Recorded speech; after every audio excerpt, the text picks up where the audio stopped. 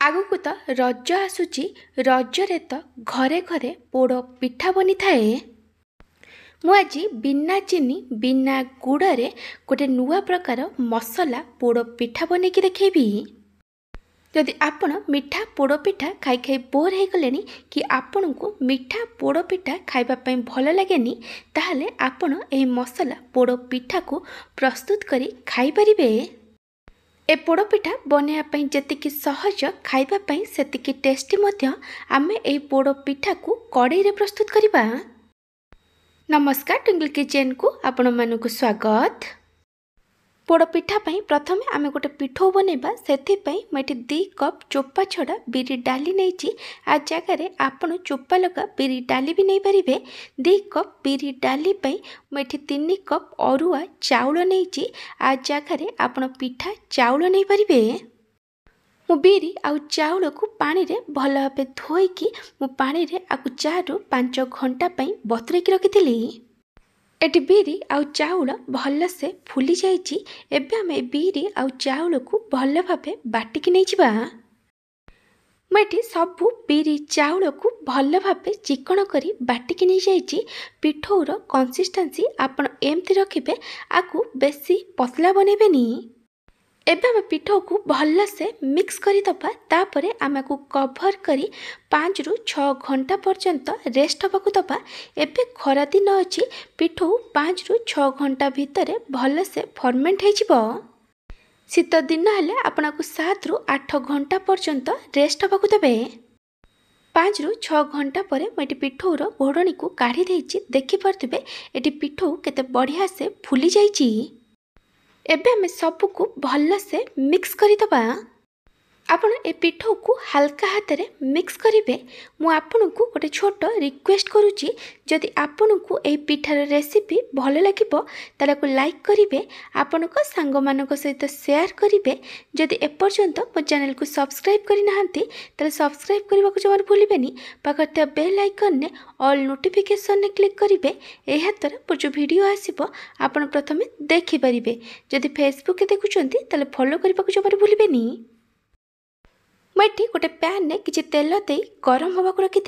तेल भल भाव गरम है मुझे 2टा सुखिला लंका को भांगिकी पकई ता सहित गोटे छोट चामच सोरिष और अधा छोट चामच जीरा देइछि। जीरा सोरिष सुखिला लंका भल से भाजी हो गला परे मैं 1 इंचर अदा और 2टा कंचा लंका को छोट छोट करी काटिकी पकई। आपण चाहिए अदा और कंचा लंका को छेचिकी पकई पारिबे। आपन को जतिकी राग दरकार से अनुसार कंचा लंका नेबे। तापरे मु एथिरे 2टा बड़ पियाज को छोट छोट करी काटिकी पकई। पियाजर क्वांटिटी टिके अधिक रखिबे। तापरे मु एथिरे किछि भृसंग पत्र देइछि। एबे हम एथिरे अल्प टिके लूण पकेइबा। एहा द्वारा पियाज जल्दी भाजी हो जिवो। एबे हम सब को भल भाबे मिक्स करी आकु भाजीबा, जेमती पियाज टिके लाइट गोल्डन ब्राउन कलर हे फ्राई हो जिवो। देखि पारथिबे पियाज एटी बढ़िया से लाइट गोल्डन ब्राउन कलर भाजी हो जाइछि। एबे हम इंडक्शन बंद करी दबा और ए पियाज मसला को टिके ठंडा हबा को दबा।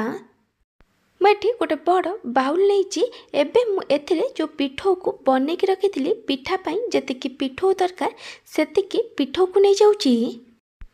तापरे मु एथिरे स्वाद अनुसार लूण पकाउछि आ गोटे छोट चामच गोलमरीच गुंड पकईछि। आपण को टेस्ट हिसाब रे गोलमरीच गुंड नेबे। तापरे जो पियाज को भाजी की रखिथली सेठी बढ़िया से ठंडा हो जाइछि। एबे मु एथिरे पियाज मसला को दे दउछि। एबे हम धीरे धीरे सबको भल से मिक्स करी दबा। पिठोर कंसिस्टेंसी आपण एमती रखिबे, आकु बेसी पतला बनेबेनी। आपण ए रेसिपी को कौ जगार देखुचंती कमेंट सेक्शन में जनइबे। पिठो एटी रेडी हो जाइछि। चलंतु एबे आमे पिठा बनेबा। पोड़ पिठा बनया पई मु एठी गैस रे गोटे पैन बसे सेथिरे अल्प किछि तेल दे गरम होबाक रखिछि। पैन जगार आपण कड़ाई नहीं पारिबे। तेल भल भाव गरम हो गला परे आमे जो पिठो को बने की रखिथिले ताकू पैन ने दे दबा। मैं पैन ने सब पिठो को दे देइछि। एबे हमें को कवर करी गोटे पट साइड को लो फ्लेम रे 12 ରୁ 15 मिनिट पर्यंत कुक करिबा। एटी 15 मिनिट पर मु घोड़णी को काढ़ी दउछि। ऊपर अधा छोट चामच तेल देइछि एटी ऑप्शनल अछि। एबे हम पिठा को लेउटै दबा। मैं आपण को पिठा को लेउटे की देखे दूची। देखि पारथिबे आर गोटे पट साइड बढ़िया से कुक हो जाइछि। एबे हम कवर करी आर पट साइड को भी 7 रु 8 मिनिट पर्यंत कुक करिबा। आपण चाहिले आर पट साइड को न कुक करि पारंती। एटी 7 रु 8 मिनिट हो गलानी। एबे आमे घोड़नी को काढ़ी दबा। मुझे पिठा को आउ थरे लेउटे की देखे दूची। पिठार आरपट साइड भी एटी भल से कुक हो जाइछि। मैं आपण को देखे दूची। मैं पिठा भितर गोटे छुरी देइछि। देखि पारथिबे छुरी एटी पूरा सफा आसुची। ता माने ए पिठा भल से कुक हो जाइछि। एबे आमे गैस बंद करि दबा। आ पिठा को गोटे प्लेट रे काढ़ी टिके ठंडा हबा को दबा। पिठा टिके ठंडा हला परे मैं आपण को पिठा को काटिकी देखे दूची। जदि आपण को ए मसला पोड़ पिठार रेसिपी भल लगी ताला को लाइक करिवे।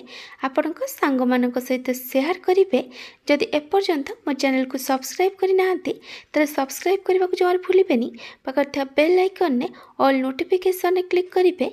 एहा द्वारा मो जो वीडियो आसीबो आपण प्रथमे देखि परिबे। जदि फेसबुक देखुचंती ताले फॉलो करबा को जमार भूलिबेनी। Thank you for watching.